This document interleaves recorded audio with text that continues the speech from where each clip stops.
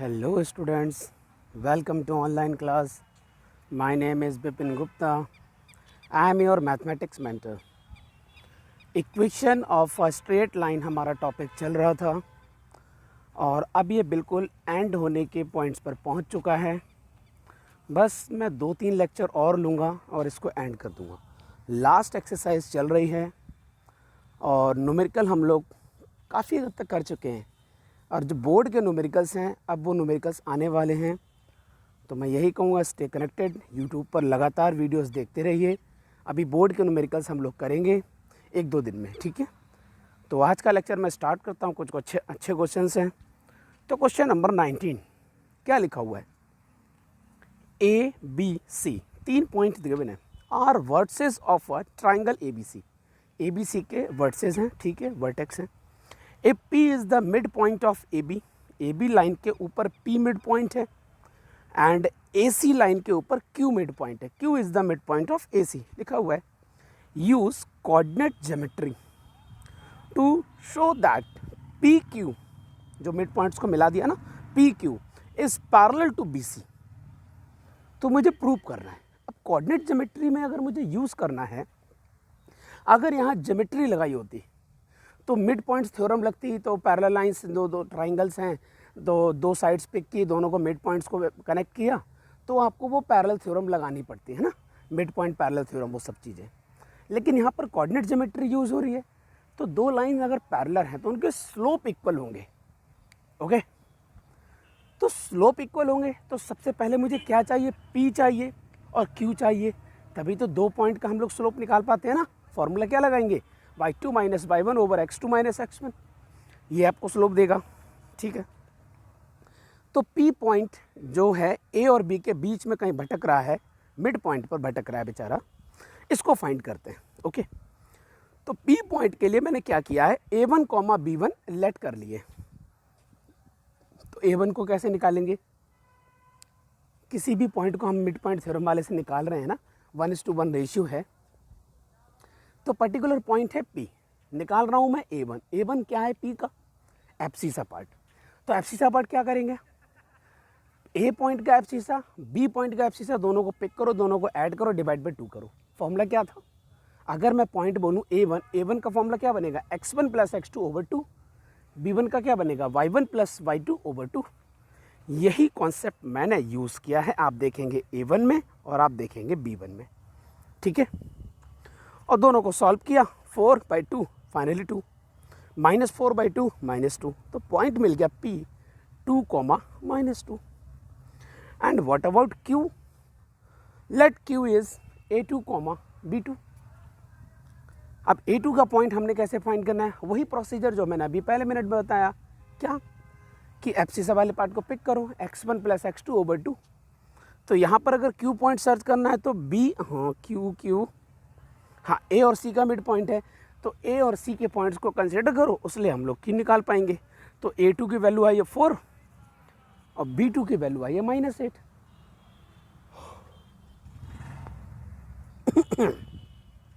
Q आपके पास point आ चुका है 4, -8। ओके, अब हम लोग बात करते हैं स्लोप की। तो स्लोप ऑफ पी क्यू, आपके पास 2 पॉइंट हैं, P and Q। Then formula is y2 minus y1 over x2 minus x1, this is your main formula, ठीक है। तो m आपने कैलकुलेट किया, -8 प्लस 2, 4 -2, ठीक है। उस हिसाब से m1 की वैल्यू आ गई -3। वैल्यूज़ तो रखना आ जाएगा क्योंकि लेक्चर्स काफ़ी पुराने चल रहे हैं, इतना तो आप वैल्यूज़ आप पुट कर सकते हो ना। अब हम स्लोप ऑफ BC की बात करते हैं, तो वो तो डायरेक्ट निकाल सकते हैं क्योंकि B और C हमें गिवन है, तो स्लोप ऑफ BC आ जाएगा। तो स्लोप ऑफ BC निकालने का क्या कॉन्सेप्ट है भाई? आओ देखते हैं भाई स्लोप ऑफ BC कैसे निकाली जाएगी। आपके पास B पॉइंट है, आपके पास C पॉइंट है, फॉर्मूला वही y2 minus y1 over x2 minus x1, तो आपके पास -12 ओवर 4 -3, तो स्लोप आ गया -3। अब आप चेक करो,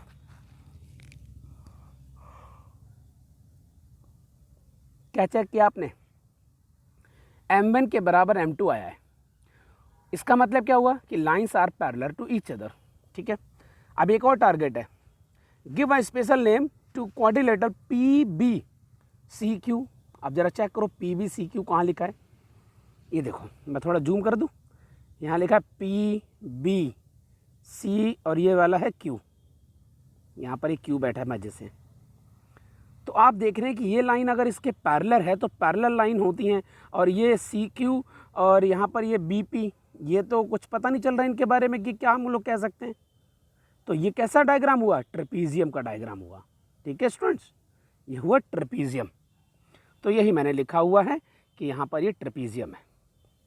फाइन, तो हम चलते हैं नेक्स्ट लेवल पर। अब now next numerical is numerical number 20। भाई इस न्यूमेरिकल में ऐसा क्या है, आओ देखते हैं, समझते हैं।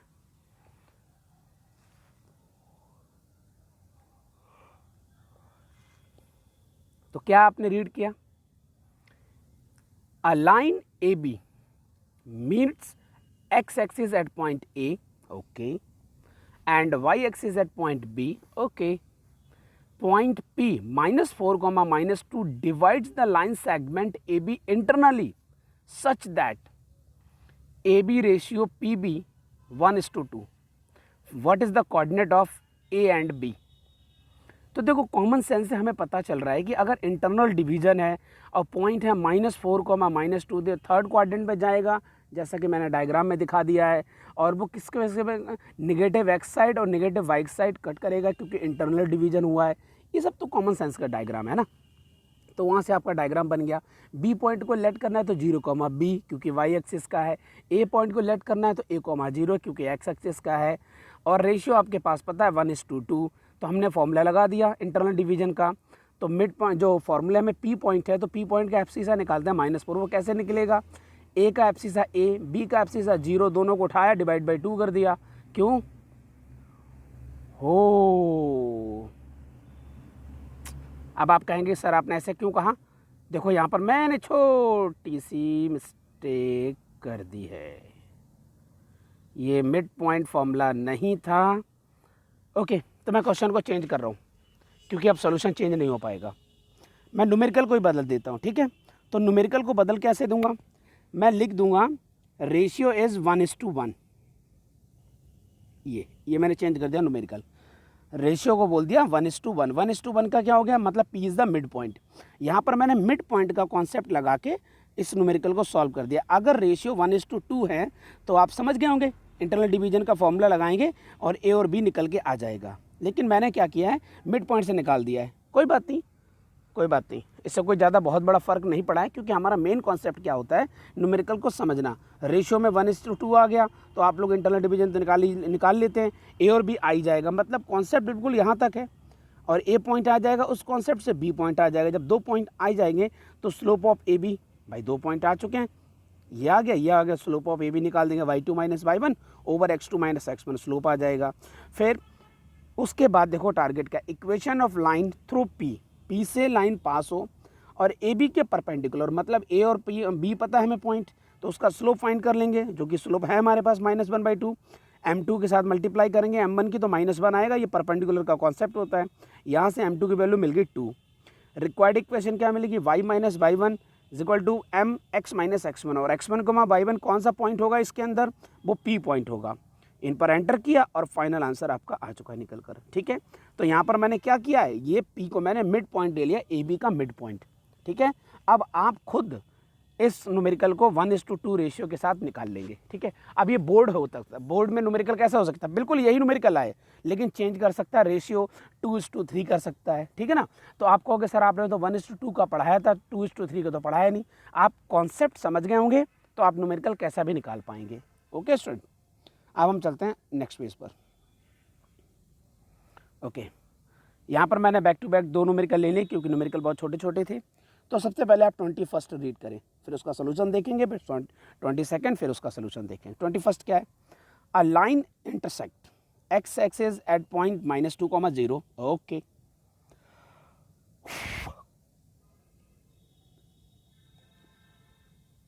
And cuts off an intercept of 3 unit from the positive side of a Y axis.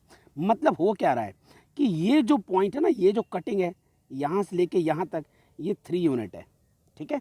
तो मैं इसको थोड़ा सा हटा देता हूँ ताकि आपको पॉइंट दिख जाए, ठीक है। ये जो मैंने एक छोटा सा बनाया है ये आपको दिख रहा है, ये 3 यूनिट पर कट ऑफ है इसका। तो वो कोऑर्डिनेट कितना होगा 0,3। यही तो कमाल की बात है, पॉजिटिव साइड की बात हो रही है। उसने पहले ही कह दिया कि हम पॉजिटिव साइड जाएंगे, देखो positive side of Y axis, और देखो 3 यूनिट इंटरसेप्ट करता है तो 0,3 होगा, है ना। और एक पॉइंट उन्होंने डायरेक्ट दे दिया है -2,0। तो 2 इन्फॉर्मेशन मिल गई। What is the equation of line, ये तो बहुत ईजी हो गया।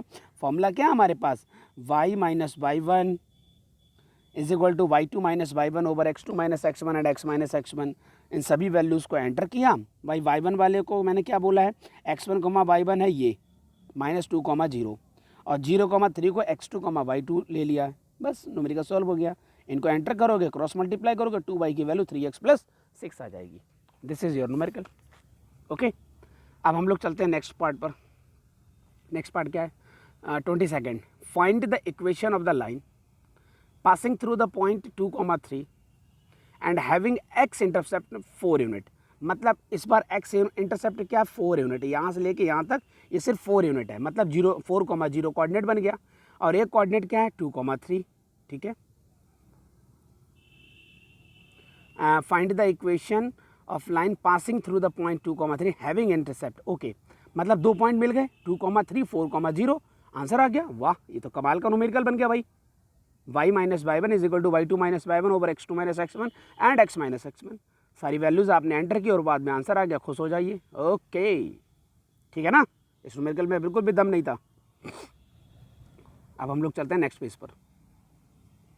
Now we are going to numerical number 23rd। ये थोड़ा न्यूमेरिकल लेंदी है, थोड़ा समझेंगे ध्यान से। The given figure not drawn to scale, मतलब प्रॉपर स्केलिंग नहीं है। shows 2 straight line AB and CD. If equation of AB is y is equal to x plus 1, मैंने लिखा है AB की इक्वेशन यहाँ लिखी है y प्लस x, फिर मैं पढ़ लेता हूँ। And equation of CD, CD की इक्वेशन भी गिवन है, ये देखो CD की इक्वेशन है y is equal to square root 3x minus 1। Write down the inclination of lines AB and CD। यहीं पर रुक जाते हैं, बाद में बात करेंगे। तो ए बी की इक्वेशन है, तो ए बी का एंगल चाहिए एक्स एक्सिस से कितना एंगल बना रही है। तो आप डायग्राम देख लो पहले तो। ओहो, आई एम सॉरी मेरे प्यारे बच्चों, ठीक है। ए और बी आपको लाइन दिख गई होगी, ये देखो ए बी पूरा इस टाइम लाइन में आ रहा है, इसके पैरेलल ए बी आपको नज़र आ रही है, ठीक है। अब ये एक्स एक्सिस के साथ हमेशा एंटी क्लॉक एंगल देखते हैं, तो θ1 एंगल बना रही है। अब हमारे पास इक्वेशन गिवन है, अब मैं सीधा इक्वेशन पर आ जाता हूँ। तो आपको दिखाई पड़ रहा होगा y is equal to x plus 1, y is equal to m x plus c पर फॉर्मूला लगाया, m की वैल्यू आ गई 1, m is equal to tan θ1 formula है। θ1 मैंने क्यों लगाया, क्योंकि पहली लाइन है इसलिए एंगल नंबर 1 ले लिया है। m की वैल्यू 1 है तो 1 इज इक्वल टू tan θ1, 1 होता है tan में एंगल tan 45 डिग्री, तो θ1 हो गया 45 डिग्री। तो पहला एंगल आ गया θ1 45 डिग्री। अब दूसरी लाइन है आपके पास CD, आपको डायग्राम में दिखा देते हैं। CD, यहाँ पर ये जो लाइन जा रही है मैंने डायग्राम एक बनाया भी है, उसमें CD है, इसका एंगल है θ2। अब मैं फिर से जूम कर लेता हूँ θ2। तो अब आप देख रहे हैं कि CD की जो इक्वेशन है y is equal to root 3x minus 1, comparison करेंगे y is equal to mx plus c से, तो m की वैल्यू मिल रही रूट 3। m की वैल्यू अगर रूट 3 मिल रही है तो मैंने इसको साइड में सॉल्व किया है। m is equal to tan θ2, क्योंकि एंगल हो गया सेकेंड। m मतलब रूट 3 गिवन है, tan θ2 रूट 3 किसके वैल्यू होती है, tan में tan 60 डिग्री की। इसका मतलब कंपैरिजन, कटिंग नहीं करना, कंपैरिजन करने पर θ2 की वैल्यू आ गई 62, आंसर आ गया है। अब हम आगे पढ़ते हैं।